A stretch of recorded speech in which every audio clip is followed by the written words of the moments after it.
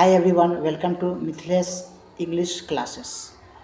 Dear students, आज के इस छोटे से क्लास में हम ये बताने की कोशिश करेंगे कि वर्ब के जो फॉर्म होते हैं जैसे V1, V2, V3, V4 या V5, इसे यूज जब टेंसों में किया जाता है तो अलग अलग टाइप के सेंटेंस बनते हैं और वो प्रेजेंट टाइम को, पास्ट टाइम को या फ्यूचर टाइम को दिखाता है। तो अपने लाइफ में जब भी हम ज़्यादातर जनरली जो एक्शन करते हैं उसके लिए जो यूज होता है वो सिंपल प्रेजेंट से जुड़ा हुआ आता है। जबकि बीते हुए समय की जब बात की चर्चा करते हैं या ऐसा कोई काम जो बीते समय में हमने कभी ना कभी किया तो उसके लिए सिंपल पास्ट का यूज होता है, जहाँ पर वर्ब का दूसरा रूप लगता है। उसी तरह फ्यूचर की बात करें, कोई काम अभी हम नहीं कर रहे हैं लेकिन भविष्य में करेंगे तो उसके लिए हम सिंपल फ्यूचर का यूज करते हैं। जैसे मैं जाता हूँ, आई गो। मैं गया यानी कि बीते समय की बात है तो फिर उसके लिए हम कहेंगे I went. This is V2 form और इसी को टेंस में हम सिंपल पास्ट टेंस कहते हैं। ठीक उसी तरह आगे अगर बढ़े तो फ्यूचर के लिए हम कहेंगे कि आई शैल गो, मैं जाऊँगा।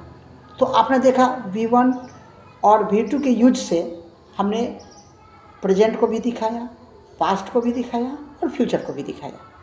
फिर से एक बार, मैं जाता हूँ, आई गो। मैं गया, आई वेंट। गो का सेकेंड फॉर्म वेंट होता है। मैं जाऊँगा, आई शैल गो। उसी तरह अब अगर प्रेजेंट कॉन्टिन्यूअस की बात करें कि अगर कोई काम अभी हम कर रहे हैं या बीते समय में किसी समय कर रहे थे या आने वाले समय में किसी समय हम करते रहेंगे तो इसके लिए आई एम रीडिंग, मैं पढ़ रहा हूँ। It means the action is going on at the moment of speaking, मतलब जिस समय हम बोल रहे हैं उसी समय ये काम चल रहा है। I am reading, I am speaking, I am writing, I am playing, मतलब जिस समय हम बोल रहे हैं उसी समय ये खेलने का काम या बोलने का काम हो रहा है। या खाने का काम, अगर मैं बोल रहा कि मैं खा रहा हूँ, इसका मतलब खाने का काम अभी जारी है, इस वक्त चल ही रहा है।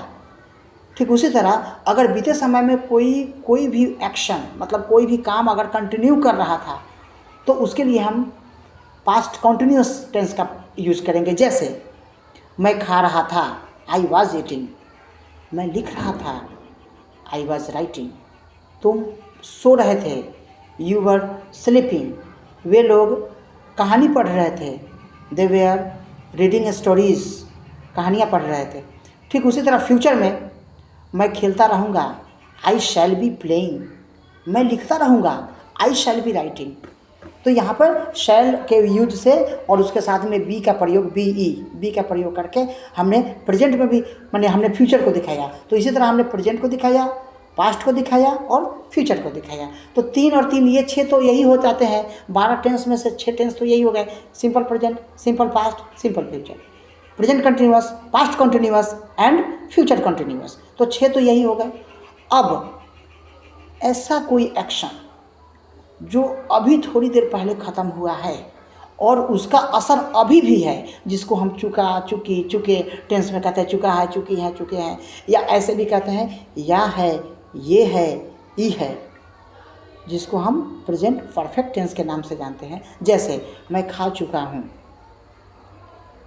I have eaten. अब ये देखें कि सर जब प्रेजेंट टाइम है, आप प्रेजेंट टेंस की बात करते हैं क्योंकि पास्ट पर प्रेजेंट परफेक्ट जो होता है वो प्रेजेंट का ही एक पार्ट है, तीसरा। तो फिर इसमें चुका चुकी मतलब एक्शन हो चुका है, क्या ये बीते समय को इंडिकेट नहीं करता है?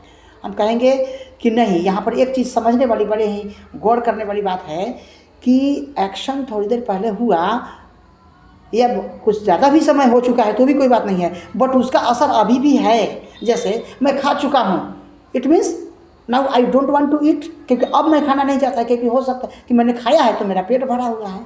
मतलब जो एक्शन मैंने पहले किया उसका असर अभी भी है।